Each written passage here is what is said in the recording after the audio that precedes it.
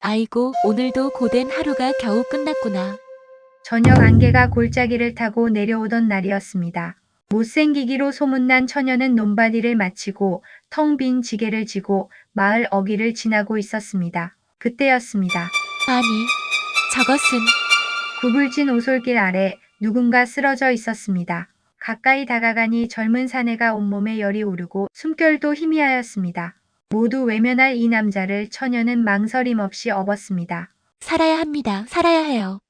그녀는 추운 어느 겨울날 집을 나간 남동생이 객사한 아픈 과거가 사내의 얼굴과 겹치며 죽은 남동생을 살리는 마음으로 사내를 필사적으로 살리려 했습니다. 처녀는 땀과 눈물을 흘리며 산길을 오릅니다. 무겁고 더러운 몸뚱이를 업고도 그녀의 눈엔 두려움이 없었습니다. 생명이 꺼져가기 직전 처녀는 가까스로 집에 도착했습니다. 여기서 잠깐 구독해주면 힘이 나지요. 처녀는 사내를 조심스레 방 안에 눕혔습니다. 마른 수건으로 그의 이마에 맺힌 땀을 닦고 장독대 옆 그늘에서 말려둔 쑥과 마른 황기를 꺼내 다렸습니다. 불을 지피고 물을 끓이고 바람을 막아주며 밤을 지새웠습니다. 사내는 눈을 뜨지 않았고 열은 식을 줄 몰랐습니다. 몸이 땀에 젖고 이불도 축축해질 만큼 고열이 이어졌지만 처녀는 단 한숨도 자지 않았습니다. 이틀 사흘이 지나도 사내는 깨어나지 않았습니다. 더는 안 되겠다 여긴 처녀는 마을 아래 외딴 곳에 사는 의원을 찾아갔습니다. 의원은 마을 사람들이 꺼리는 그녀를 처음엔 경계했지만 처녀의 눈빛을 보고 마음을 달리했습니다. 그래, 무슨 일인가?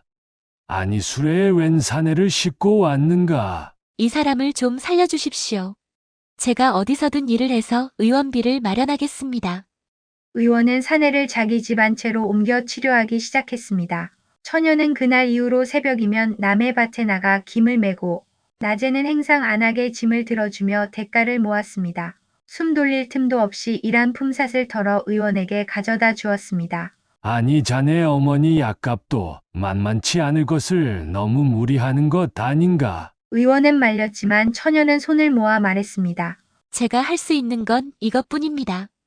부디 그분을 살려주십시오. 먼저 세상을 떠난 제 남동생이 생각나 차마 외면할 수가 없습니다.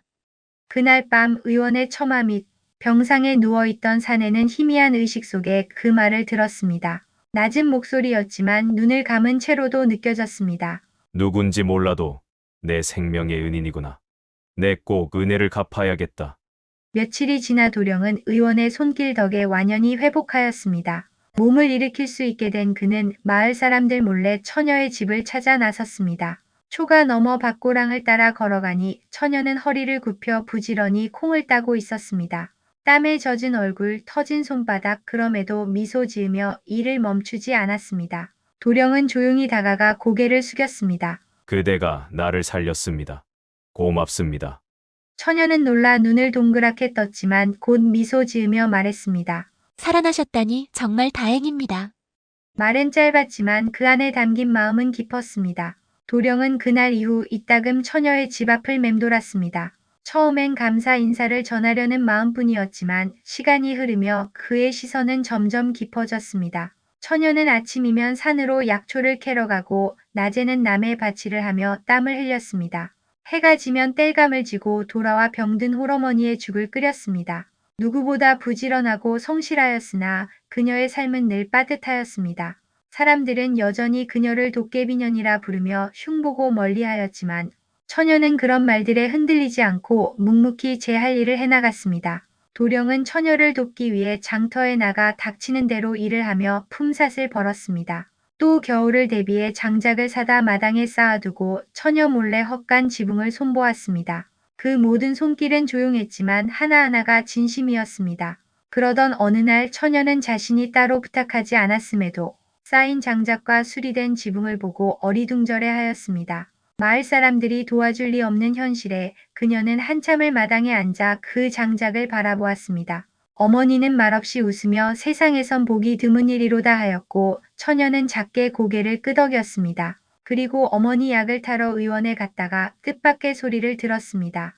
약값은 되었다. 그 도령이 내 어머니 약값을 모두 지불했어.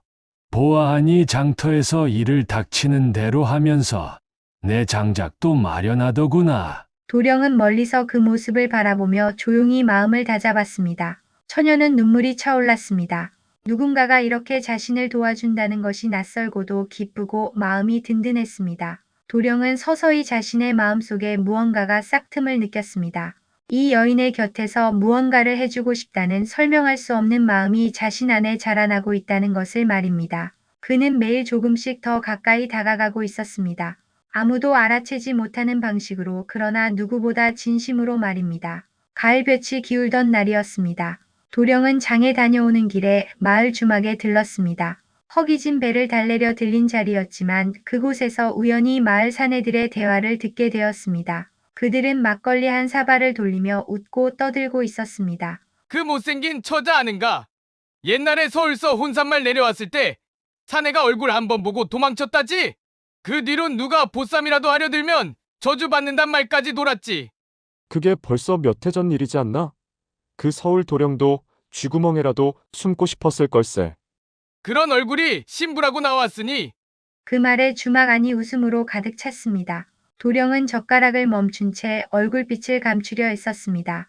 그들이 말하는 그 처자가 바로 자신을 간호해주고 품팔이까지 하며 살려준 그 처녀라는 것을 곧바로 알아차렸기 때문입니다. 그의 머릿속엔 지난날 그녀가 지은 작은 웃음, 약초를 다리던 손, 논두렁을 걸으며 부르던 낮은 콧노래가 잇따라 떠올랐습니다. 그런 여인이, 그런 마음을 지닌 이가 세상 사람들, 눈엔 저주이자 조롱의 대상이었다는 사실에 가슴이 저릿하게 아려왔습니다. 그날 밤 도령은 잠을 이루지 못했습니다. 그는 홀로 마루에 앉아 처녀가 걸어온 세월을 생각했습니다. 못생겼다는 이유 하나로 혼사자리가 깨지고 조롱을 당하고 사람들에게 외면받았던 살. 하지만 정작 그녀 자신은 누굴 원망하지도 악한 말 한마디 하지도 않았습니다. 오히려 병든 이를 돌보고 남의 일을 거들며 살았습니다. 도령은 생각했습니다. 이 세상에 진짜 추한 것이 있다면 그것은 얼굴이 아니라 사람의 눈과 혀일지도 모른다고 말입니다. 그는 마루 끝에 쪼그려 앉아 밤하늘을 올려다보았습니다. 별빛은 말없이 고요했고 그 속에 떠오르는 그녀의 모습은 도령의 마음속에서 점점 선명해지고 있었습니다. 바람이 거세게 불던 어느 날 오후 마을 어귀에 먼지가 일었습니다. 말 두 필에 탄 사내들과 짐을 든 하인들이 허둥지둥 말을 몰고 나타났습니다. 이들은 저작거리와 주막을 헤매다 마침내 도령이 머물고 있다는 처녀의 마당 앞에 도착하였습니다.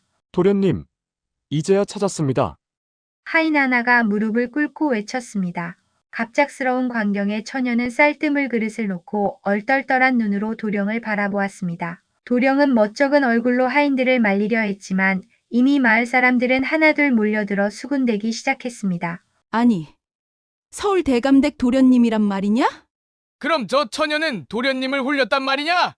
하인 중 나이 지긋한 이가 나섰습니다. 그는 노여움에 찬 얼굴로 처녀를 올려다보며 말했습니다. 이 여인은 도련님의 신분에 어울리지 않습니다. 천한데다 이런 얼굴로 어찌 감히. 그 말에 마당은 싸늘해졌습니다. 도령은 입술을 굳게 다물고 하인의 앞을 막아섰습니다. 말 조심하거라. 내가 죽다 살아난 것은 이 여인의 덕분이다. 입을 함부로 놀리지 말거라. 이 처자가 내 목숨을 살려주고 품을 팔아 의원비를 마련해준 귀인이다. 하인은 한 발 물러서며 도령의 얼굴을 살폈습니다. 그러나 그는 물러서지 않았습니다. 처녀는 입을 굳게 다문 채 손끝을 말아쥐고 있었습니다. 누구보다 그 말들이 익숙한 사람이었기에 되받아칠 생각조차 하지 않았습니다. 도령은 하인들을 돌아보며 조용히 말했습니다. 한낱 겉모습만 보고 누군가를 판단하는 것은 어리석은 짓이다. 그 순간 마을 사람들 사이에도 조용한 침묵이 번졌습니다. 누군가는 고개를 숙였고 누군가는 처녀의 발끝을 흘끗 바라보았습니다. 그날 이후 도령이 서울 도련님이라는 소문이 퍼졌지만 그는 더 이상 신분을 숨기려 하지 않았습니다. 오히려 처녀 곁에 더 당당히 서 있으려 했습니다. 그의 눈엔 더 이상 얼굴이 보이지 않았습니다. 보이는 것은 오직 고된 삶 속에서도 꺾이지 않은 한 사람의 진심이었습니다. 도령이 처녀 곁에 머무르겠다고 밝힌 뒤 마을은 크게 술렁였습니다. 서울에서 내려온 양반집 도령이 그 처녀와 함께 살겠다 하니 사람들은 눈을 휘둥그레 떴고 주막과 장터에는 온갖 말들이 오갔습니다. 어디서 주술이라도 건 게 아니고 뭐란 말이냐? 도령님, 눈이 멀었지. 정 떨어질 날도 머지않을 게야. 하인들도 다시 도령을 설득하였습니다. 도련님, 가문의 체면도 체면이지만 그 여인은 사람들 입에 오르내리는 자입니다. 이런 선택은 곧 후회하실 것입니다. 도령은 묵묵히 그들의 말을 들었습니다. 그러나 고개를 젓는데 주저함이 없었습니다. 그대들이 말하는 체면, 가문, 얼굴. 그런 것들이 사람을 판단하는 잣대라면 나는 그런 세상에서 벗어나고 싶다. 내가 본 이 여인은 내 생명의 은인이며 누구보다 사람다운 사람이니라. 처녀는 도령의 말을 들으며 고개를 들지 못했습니다. 마음속 깊은 곳에서 솟구치는 감정이 있었지만 그녀는 표현할 줄 몰랐습니다. 대신 작은 목소리로 말했습니다. 저는 가진 것도 없고 어디 내놓을 얼굴도 아닙니다. 도련님께 누가 될까 두렵습니다. 도령은 고개를 숙여 그녀의 눈높이에 맞추었습니다. 당신이 누구인지 세상이 뭐라 하든 나는 이미 알고 있습니다. 내 눈에는 그 어떤 선녀보다 곱고 귀한 분입니다. 그 말에 처녀의 눈가가 젖었습니다. 사람들의 시선은 여전히 싸늘했지만 그 둘 사이에 흐르는 기운은 그 어떤 비웃음도 넘어서 있었습니다. 그날 이후 도령은 마을에서 흙일도 마다하지 않고 사람들 속에 섞여 살기 시작했습니다. 그는 처녀와 나란히 논두렁을 걷고 장에 나가 물건을 함께 사며 소박한 일상 속에 자신을 던졌습니다. 사람들은 여전히 수군거렸지만 시간이 흐를수록 그들의 말소리엔 힘이 빠졌습니다. 세상은 여전히 겉모습을 이야기했지만 도령은 달랐습니다. 그는 이미 마음으로 보는 눈을 가졌고 처녀의 참모습을 알아본 복 있는 사람이 되었습니다. 그러던 어느 날 일이 터지고 말았습니다. 잠깐 구독을 눌러주시면 힘이 납니다. 꾹! 처녀는 장을 보고 돌아오던 길에 문득 이상한 기운을 느꼈습니다. 햇빛은 이미 산 너머로 기울고 하늘은 주홍빛에서 점차 보랏빛으로 물들고 있었습니다. 그러나 이상하게도 발밑에서 바람이 불어오는 것 같았습니다. 바람은 향기 같기도 하고 울음 같기도 하였습니다. 처녀는 걸음을 멈추고 주위를 둘러보았습니다. 그러곤 어느덧 발길이 산 쪽으로 향하고 있었습니다. 왜 내가 이리로 가고 있는 걸까? 스스로에게 속삭이듯 묻고 있었지만 발걸음은 머뭇거리지 않았습니다. 흡사 누군가가 조용히 손을 이끄는 것 같았습니다. 처녀는 산 중턱 너머로 난 작은 바위 틈 골짜기에 도착하였습니다. 이곳은 마을 사람들조차 잘 찾지 않는 곳이었습니다. 바위는 이끼로 덮여 있었고 바람은 그 사이를 돌아 조용한 숨결을 만들고 있었습니다. 그때였습니다. 바위 틈 사이로 은은한 빛이 새어나오기 시작했습니다. 처음에는 노을빛인 줄 알았지만 해는 이미 졌고 하늘은 어두워지고 있었습니다. 빛은 고요히 흔들리며 뭔가를 드러내고 있었습니다. 그녀는 천천히 손을 내밀어 그 틈을 헤쳤습니다. 그곳엔 오래된 천이 한 벌 놓여 있었습니다. 아니, 천이 아니었습니다. 그것은 깃털로 짜인 옷이었습니다. 하얗고 부드럽고 어딘가 익숙한 기운이 느껴졌습니다. 손끝에 닿는 순간 기억인지 예감인지 모를 감정이 그녀를 덮쳤습니다. 숨이 막히고 눈앞이 흐려졌습니다. 이건 내가 처녀는 깃털옷을 끌어안고 주저앉았습니다. 가슴속 깊은 곳에서 무언가 터져 나오는 듯한 울음이 치밀었습니다. 그녀는 조용히 울었습니다. 참았던 시간이 터지듯 낯선데 익숙한 그 옷을 껴안은 채 마치 어린아이처럼 목 놓아 울었습니다. 산도 울고 바위도 울었습니다. 바람도 그녀의 울음에 섞여 흐느꼈습니다. 그녀는 알지 못했던 진실이 스스로를 깨우는 것을 느꼈습니다. 평생을 외면당하며 살았던 자신이 사실은 하늘에서 쫓겨난 존재였다는 사실. 이름 없는 선녀였고 죄를 지어 인간 세상에 버려졌다는 것을 잊고 살아온 기억이 바위 틈의 바람처럼 조용히 돌아왔습니다. 하늘은 그녀에게 벌을 내리며 이렇게 말했었습니다. 진심을 아는 이를 만날 때 너의 기억은 돌아올 것이다. 허나 그 순간 선택은 너의 몫이다. 그 말을 지금에서야 떠올린 처녀는 깃털옷을 품에 안고 천천히 고개를 들었습니다. 밤하늘엔 별이 총총히 떠 있었습니다. 마치 오래도록 그녀를 지켜보던 이들이 이제야 미소 짓는 듯 했습니다. 그녀는 웃을 수 없었습니다. 아직 결정하지 못했기 때문입니다. 돌아갈 것인가, 머무를 것인가.